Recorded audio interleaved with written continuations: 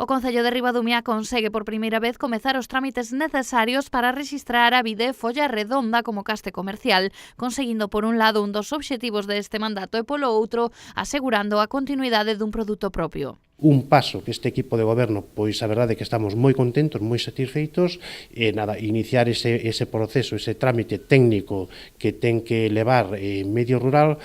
para que despois o Ministerio e tamén a Unión Europea nos den este visto bo final e, polo tanto, bueno, pois,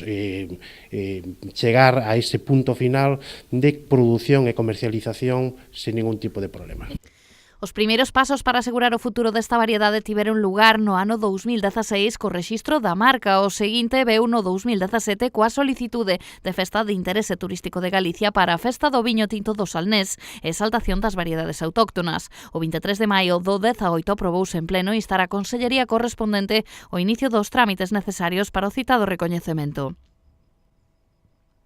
Finalmente, a Dirección Xeral de Gandería, Agricultura e Industrias Agroalimentarias comunicou ao Concello de Ribadumia o inicio dos traballos para o rexistro como caste comercial do material xenético da Vide Folla Redonda. Todo o que non se fixo durante 46 anos que xa leva a Festa do Viño Tinto do Salnés, pois a verdade é que en estes 2-3 anos que levamos este equipo de goberno, pois xa iniciamos e puxemos en marcha un proceso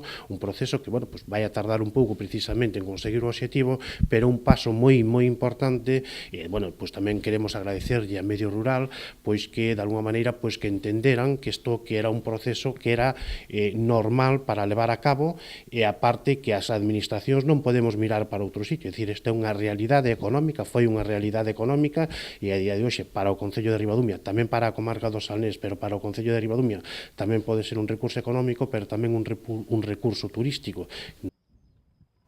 O procedemento que se iniciará co ensaio sobre 15 plantas enxertadas na Evega é laborioso, pero de seguro asegurará o futuro dunha variedade fundamental na comarca e dunha festa que é cita obrigada cada primeiro domingo de xuño en Ribadumia e tamén no Salnés.